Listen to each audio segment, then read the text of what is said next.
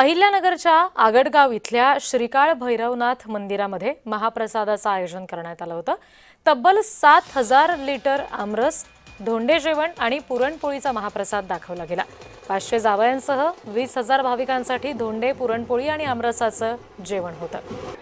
प्रत्येक रविवारी आमटी आणि भाकरीच्या महाप्रसादासाठी प्रसिद्ध असलेल्या अहिल्यानगरच्या आगडगाव इथल्या श्रीकाळ भैरवनाथ मंदिरामध्ये उत्साहाचं वातावरण पाहायला मिळालं।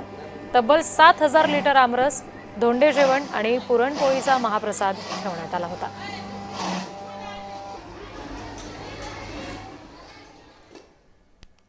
आपल्या गावातले जावई तर आहेत, परंतु काळ भैरवनाथाचे जे भक्त आहेत त्यांचेही जावई किंवा काळ भैरवनाथ भक्त हे जावयाच्या रूपाने आपल्या काल भैरवनाथाकडे महाप्रसाद घेण्यासाठी येतील आणि म्हणून जावयांसारखं त्यांचं स्वागत करता येईल। मग त्या उद्देशाने कसं तर त्या ठिकाणी त्यांना धोंडे खाऊ घालायचे, म्हणून या ठिकाणी जवळजवळ 9 ते 10,000 धोंडे या ठिकाणी तयार केलेले आहेत। त्याचबरोबर 3,500 किलो आंबे या ठिकाणी आणून 7,000 लिटर आमरस तयार होईल अशा पद्धतीचा आमरस या ठिकाणी तयार केलेला आहे।